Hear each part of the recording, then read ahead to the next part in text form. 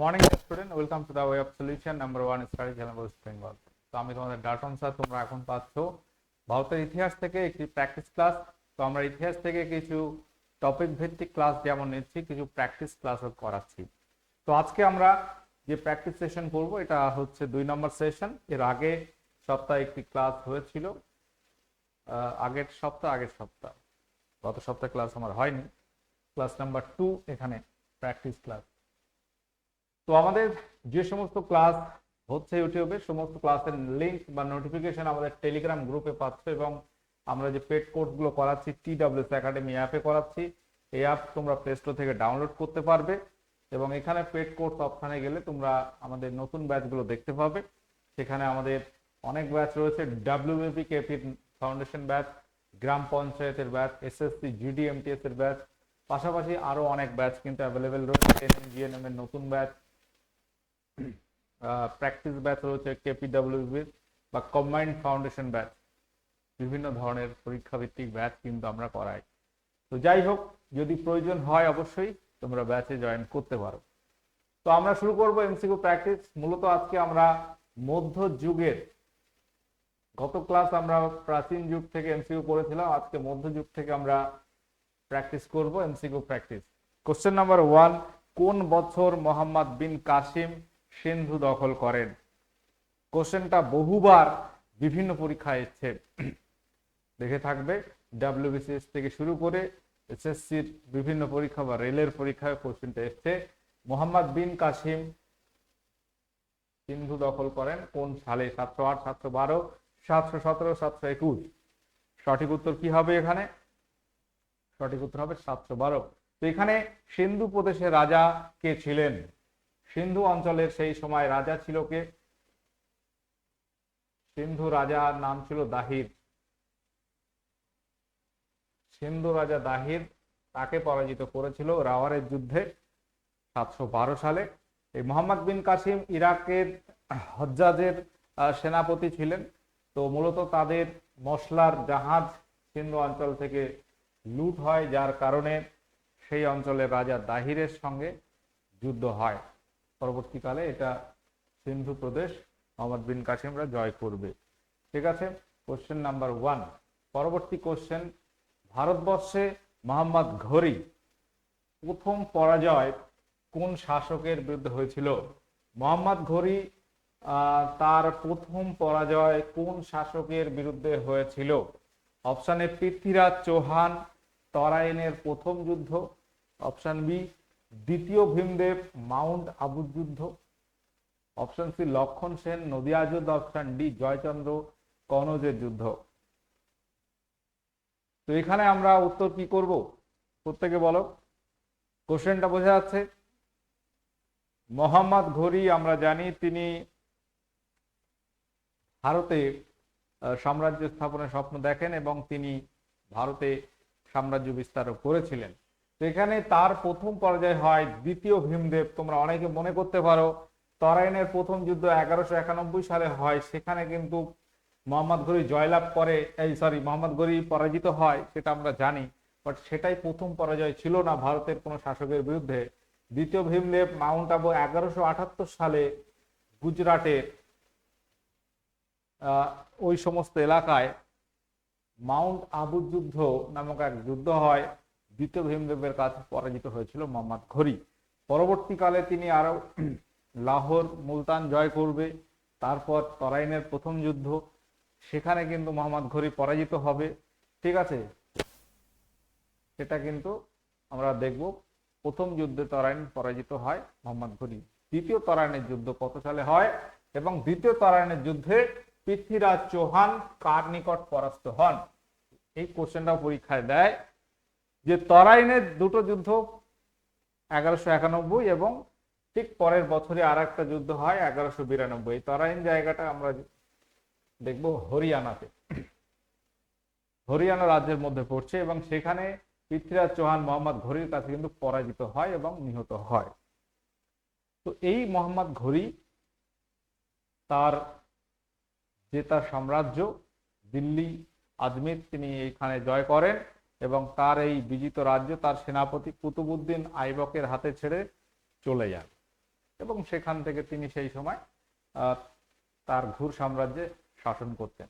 এই সময়টা ঘুরি সাম্রাজ্য বা ঘুর সাম্রাজ্য নামে আমরা ইতিহাস পেয়ে থাকি। কোশ্চেন নাম্বার 4 বলছে 1194 খ্রিস্টাব্দে চান্দোয়ারের যুদ্ধ, ব্যাটেল অফ চান্দোয়ার, এই যুদ্ধে মোহাম্মদ ঘুরি কোন রাজপুত রাজাকে পরাজিত করেছিলেন? পৃথ্বীরাজ চৌহান, জয়চন্দ্র গাহরবাল, দ্বিতীয় ভীমদেব, রানা কুম্ভ। কোশ্চেন নাম্বার 4, এখানে উত্তর কি করবে? চান্দোয়ারের যুদ্ধ, যেটা কনজ এলাকা ভিত্তিক আমরা দেখব, গাহরবাল রাজা জয়চন্দ্র তাকে তিনি পরাজিত করেছিলেন মোহাম্মদ ঘুরি 1194 এর এই যুদ্ধে। অপশন বি এখানে রাইট অ্যান্সার হবে। পরবর্তী কোশ্চেন আমরা দেখব, কোশ্চেন নাম্বার 5, দাস বংশের প্রতিষ্ঠাতা কে? ডব্লিউবিসিএস প্রিলিমস এসেছিল এবং বহুবার বিভিন্ন পরীক্ষায় কোশ্চেনটা এসছে এবং আসে। দাস বংশ বা স্লেভ ডাইনেস্টি, যেটা আমরা দেখব ভারতের সুলতানি যুগের সূচনা হবে দাস বংশের হাত ধরে এবং প্রতিষ্ঠাতার নাম কুতুবউদ্দিন আইবক। 1206 সালে মোহাম্মদ ঘুরি ফেরার পথে, তার সাম্রাজ্যে ফেরার পথে খোক্কর নামক এক উপজাতির হাতে তার মৃত্যু হয় এবং তারপরে 1206 মৃত্যু হলে কুতুবউদ্দিন আইবকের কাছেই তো এই দিল্লি বা আজমির তার বিজিত সাম্রাজ্য ছিল এবং সেখানে মোহাম্মদ ঘুরির মৃত্যুর পর কুতুবউদ্দিন আইবক তার সেনাপতি কিন্তু সেই দায়িত্ব নিচ্ছেন এবং তিনি হচ্ছেন নতুন একটা বংশের সূচনা করেন যার নাম দাস বংশ। ইতিহাসে সুলতানি যুগের টোটাল 5টি রাজবংশ ছিল এবং এটি ছিল প্রথম বংশ। এই দাস বংশ প্রতিষ্ঠাতা কুতুবউদ্দিন আইবক, সালটা হচ্ছে 1206 সালে। দাস বংশকে আরো অনেক নামে আমরা পেয়ে থাকি, ইলাবাদি তুর্কি বংশ বা মামেলুক দাস বংশ।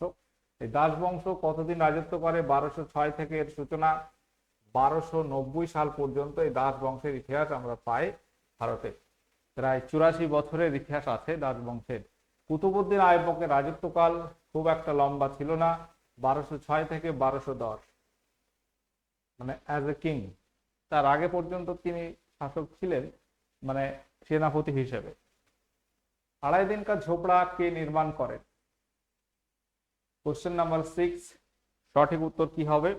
আড়াই দিন কা ঝোপড়া কোয়াতুল ইসলাম মসজিদ নির্মাতা হচ্ছে কুতুবউদ্দিন আইবক, যেগুলো পরীক্ষায় খুব আসে। এটা হচ্ছে আজমিরে।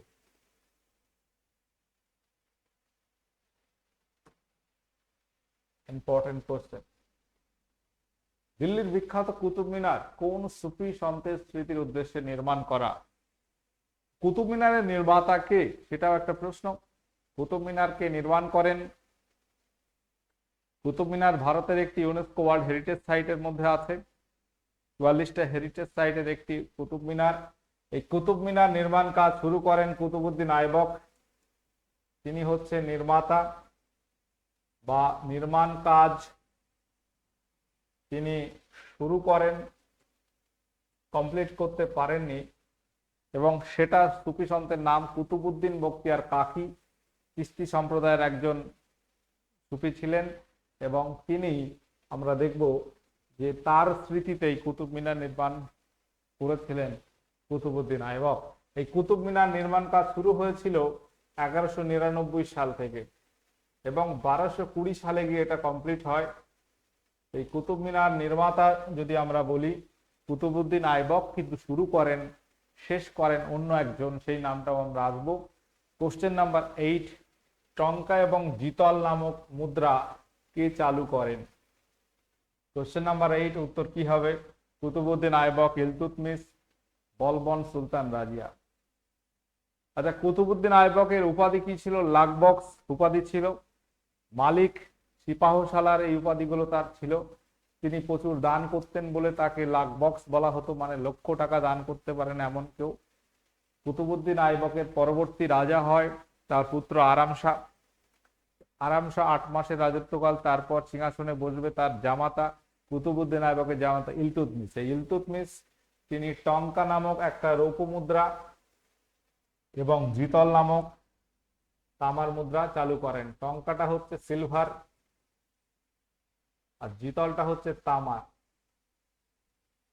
তামার মুদ্রা, আর টঙ্কা হচ্ছে রৌপ্য মুদ্রা তিনি চালু করেন। ইলতুৎমিশ হচ্ছে তাহলে কুতুবউদ্দিন আইবকের জামাতা।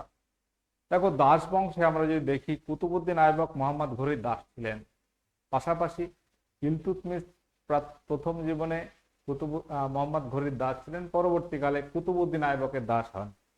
তো মোহাম্মদ ঘুরি তার দাস কুতুবউদ্দিন আইবক, কুতুবউদ্দিন আইবকের দাস ইলতুৎমিশ, ইলতুৎমিশের দাম গিয়াসউদ্দিন বলবন।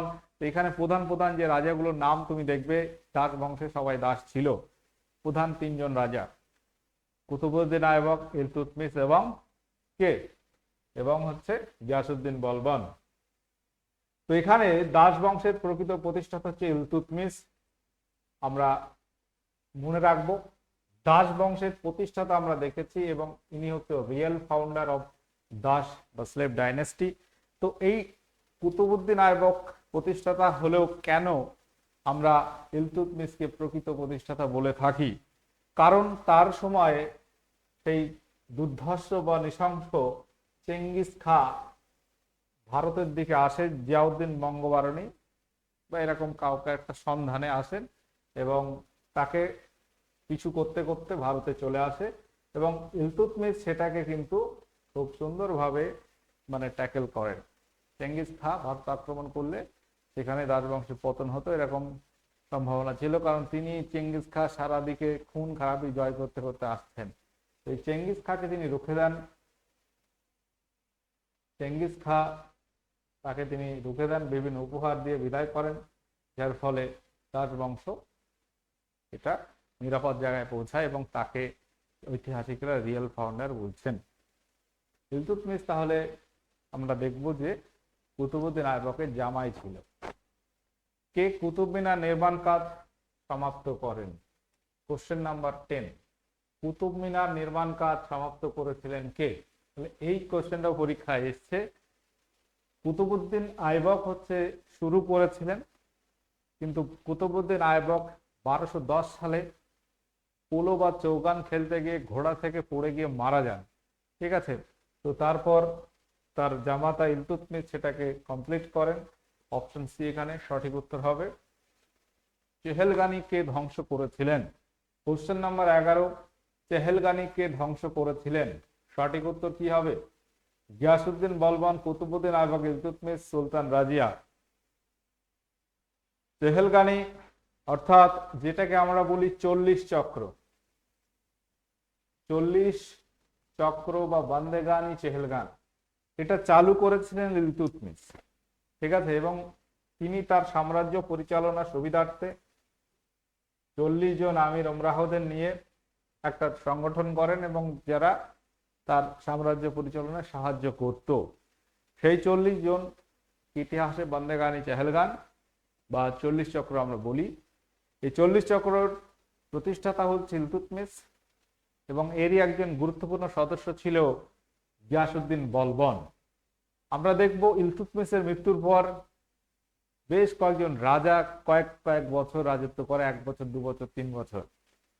তার মৃত্যুর পর রুকনুদ্দিন ফিরোজ সিংহাসনে বসছে, বাট তিনি মৃত্যুর আগে উইল করে যান তার কন্যা রাজিয়াকে পরবর্তী সুলতান হিসেবে।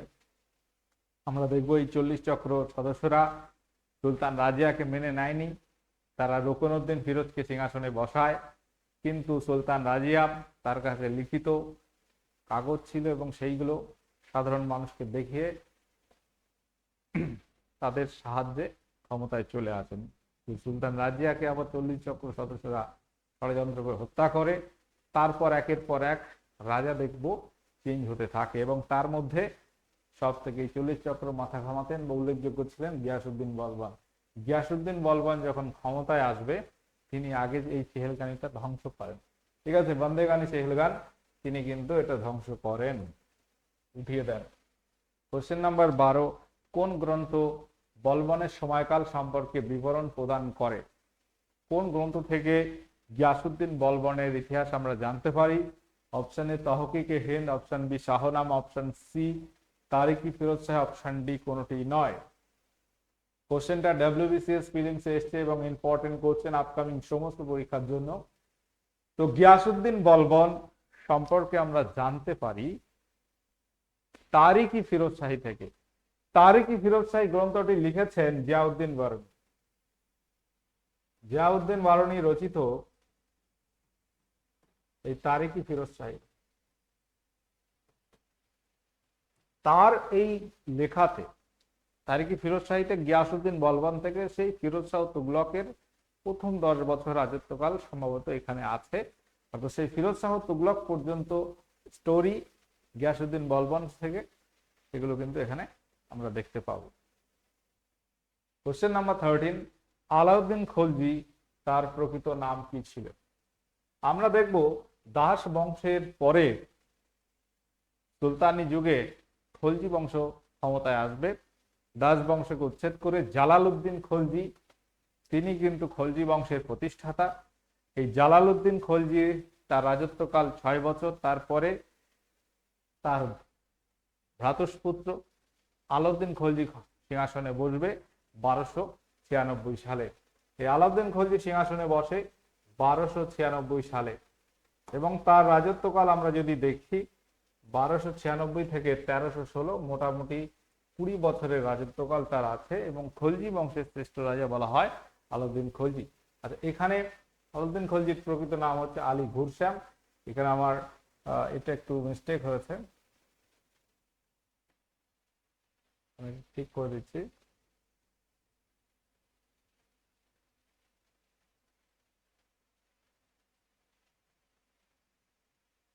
এখানে উত্তর হয়ে যাবে অপশন বি, আলী ঘুরশ্যাম। এটা হচ্ছে আলাউদ্দিন খলজির প্রকৃত নাম। ওকে, আবুল হাসান আমিরউদ্দিন খুসরো হচ্ছে আমির খুসরোর প্রকৃত নাম।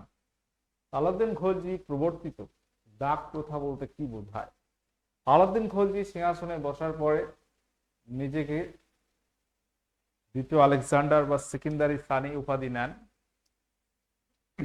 তো তিনি আই এম দ্য স্টেট তত্ত্বে বিশ্বাসী ছিলেন এবং সেখানে আমরা যদি দেখি আলাউদ্দিন খলজি তার একটা বিশাল সেনাবাহিনী ছিল, প্রচুর যুদ্ধের ঘোড়া ছিল। তো সেখানে দাগ এবং হুলিয়া প্রথা তিনি চালু করেন। দাগ প্রথা বলতে কি বোঝায়? সৈন্যদের দৈহিক বৈশিষ্ট্য লিপিবদ্ধকরণ, অশ্ব বা ঘোড়া চিহ্নিতকরণ, ব্যবসায়ীদের নাম নথিভুক্ত করা, নাকি কোনোটি নয়?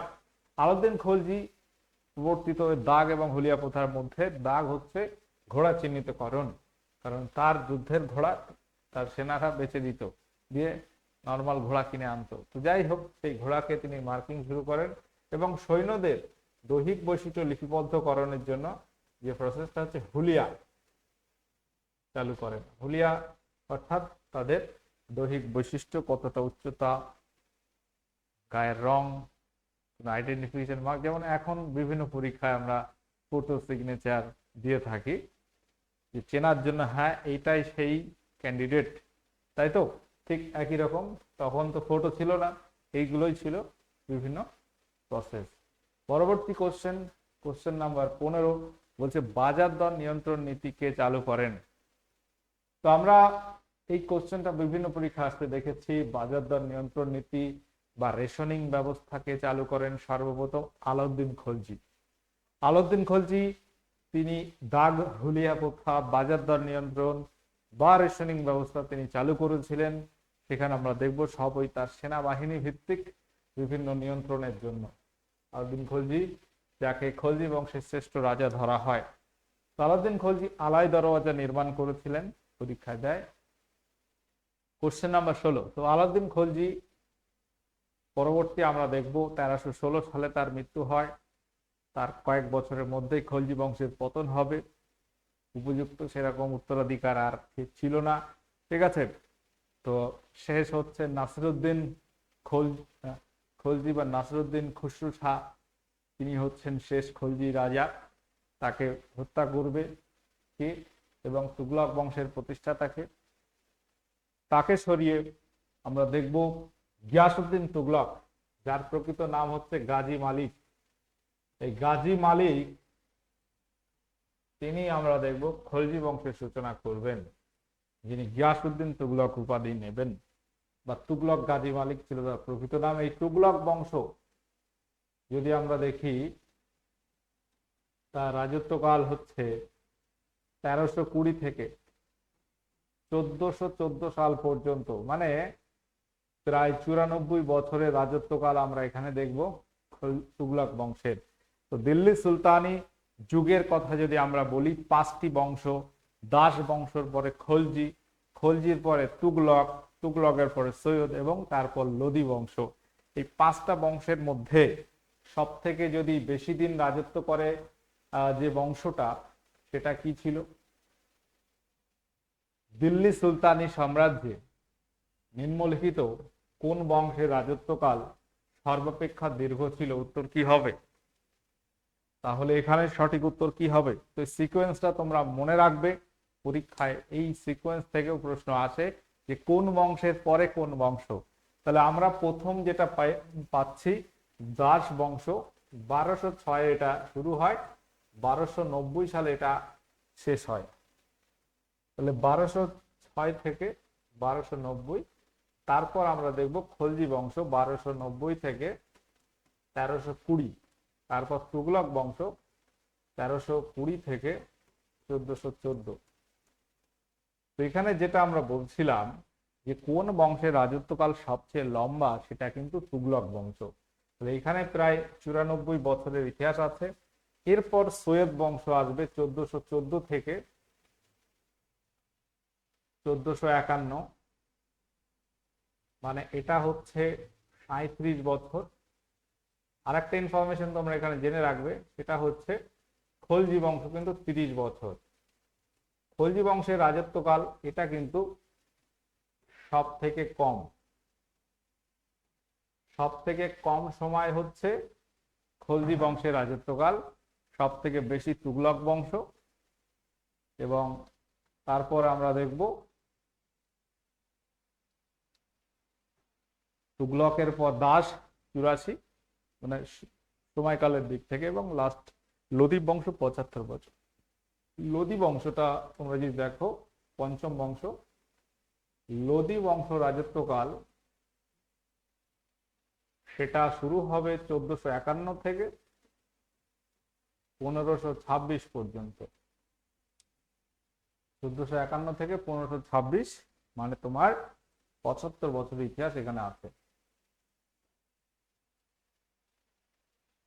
মোহাম্মদ বিন তুগলক, যাকে তুগলক বংশের শ্রেষ্ঠ রাজা বলা হয়, তাকে কনফিউজড জিনিয়াস বলা হয়, কোন জায়গায় ম্যাড সুলতান বা পাগলা রাজাও বলা হয়।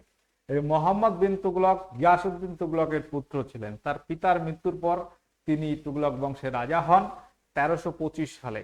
তো তুগলক বংশের এই মোহাম্মদ বিন তুগলক, তার প্রকৃত নাম কি ছিল? মোহাম্মদ বিন তুগলক কিন্তু খুবই উচ্চ শিক্ষিত ছিল, বহু ভাষা সম্পর্কে তার জ্ঞান ছিল। কোন কোন জায়গায় আমরা পেয়েছি 22টা ভাষা তিনি জানতেন। ওকে, তো এই মোহাম্মদ বিন তুগলক, যাকে কনফিউজড জিনিয়াস বলা হয়, তার কিছু কিছু নীতি কিন্তু ফ্লপ খায়, যার জন্য আমরা তাকে ম্যাড সুলতান নামে উপাধি ইতিহাসে।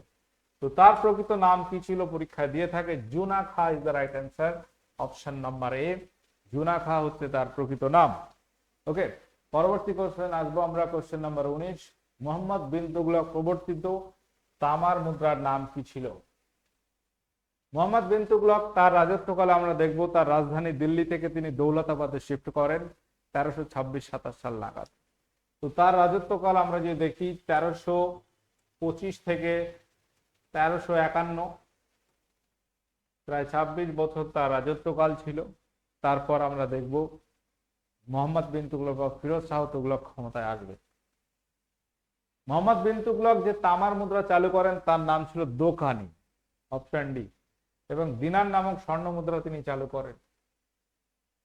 কোশ্চেন নাম্বার 20, ইবন বতুতা কোন দেশের নাগরিক ছিলেন? তিনি কার সময় ভারতে আসেন?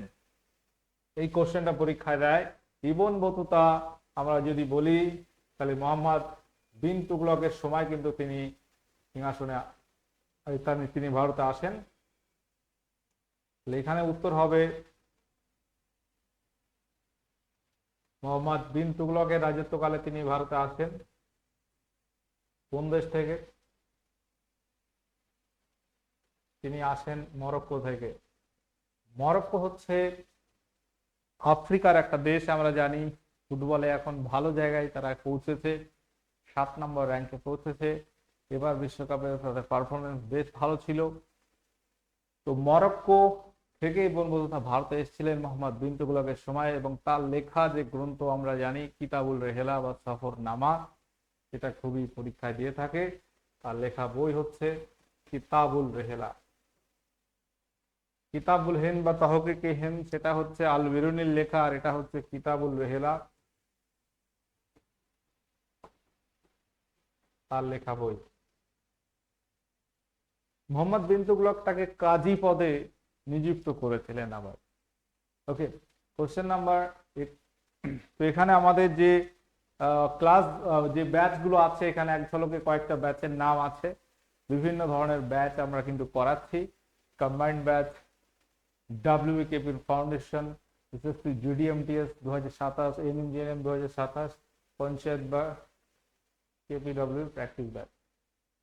সুলতানি যুগের আকবর কাকে বলা হয়, এটা কিন্তু পরীক্ষায় খুব আসে। সুলতানি যুগের আকবর, যদিও সুলতানি যুগ মুঘল যুগের অনেক আগে, মানে আগে মানে মুঘল যুগের অনেক আগে বলতে তুগলক বংশটা মুঘল যুগের অনেক আগে, তাই তো। তুগলক বংশের যদি আমরা ফিরোজ শাহ তুগলকের রাজত্বকাল দেখি 1351 থেকে 86, 1351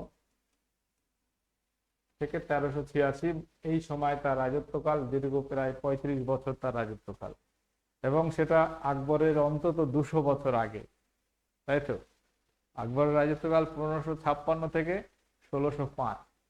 তবুও আমরা দেখব যে মুঘল সম্রাট আকবরের সঙ্গে তাকে কম্পেয়ার করা হয়েছে, এবং ঐতিহাসিক হেনরি ইলিয়ট এবং এলফিন স্টোন, দুই ঐতিহাসিক, তাকে সুলতানি যুগের আকবর বলে বর্ণনা করেছেন।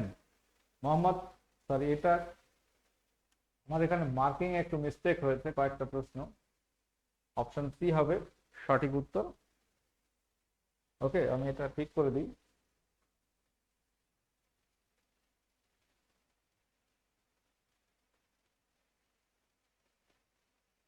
তো এখানে ফিরোজ শাহ তুগলক, তাকে কিন্তু সুলতানি যুগের আকবর বলা হয়। তিনি মোহাম্মদ বিন তুগলক প্রবর্তিত 24 রকমের ট্যাক্স সিস্টেমটা কমে 4 রকম ট্যাক্সে নিয়ে আসেন, এবং বিভিন্ন দপ্তর তিনি প্রতিষ্ঠা করেন, বেকারদের জন্য এমপ্লয়মেন্ট এক্সচেঞ্জ, চিকিৎসা ক্ষেত্রে দারুল সাফা, হ্যাঁ, তারপর আরো অনেক দেওয়ানি খয়রাত ইত্যাদি ছিল। তুগলক বংশের শেষ সম্রাট কে ছিলেন? তুগলক বংশের শেষ সম্রাট কে ছিলেন? সঠিক উত্তর কি হবে এখানে? তুগলক বংশের প্রতিষ্ঠাতা গিয়াসউদ্দিন তুগলক, মোহাম্মদ বিন তুগলককে শ্রেষ্ঠ রাজা বলা হয়, ফিরোজ শাহ তুগলককে সুলতান যুগে আকবর বলা হয়, এবং নাসিরউদ্দিন মাহমুদ শাহ, বা কোথাও দেখবেন নাসিরউদ্দিন তুগলক নামেও তুমি পেতে পারো, তো তিনি হচ্ছে এই বংশের শেষ রাজা। এবং তার সময় কিন্তু তৈমুর এর ভারত আক্রমণ হয়। তার রাজত্বকালে 1398 সালে তৈমুর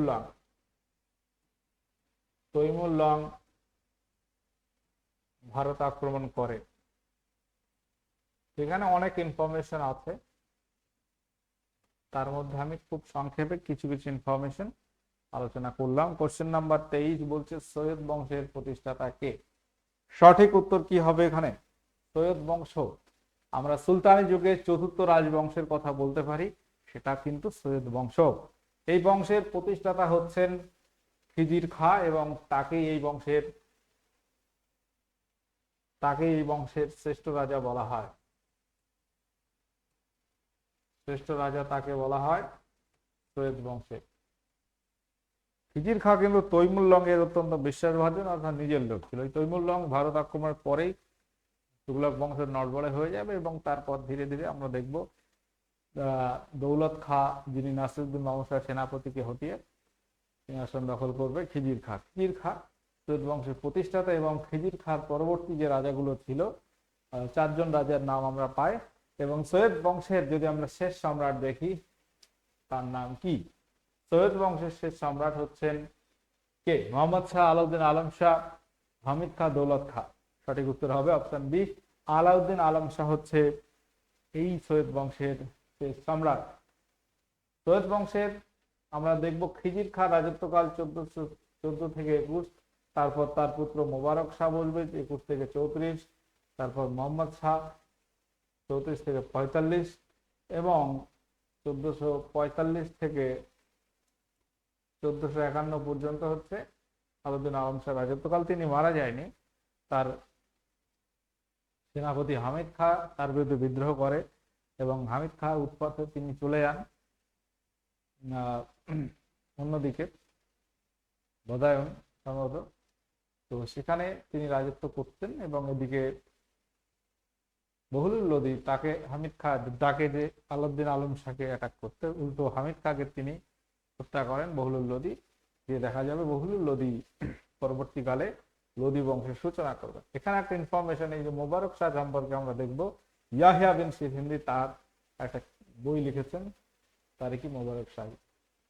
আগ্রা শহরের পত্তন করেন কোন সম্রাট?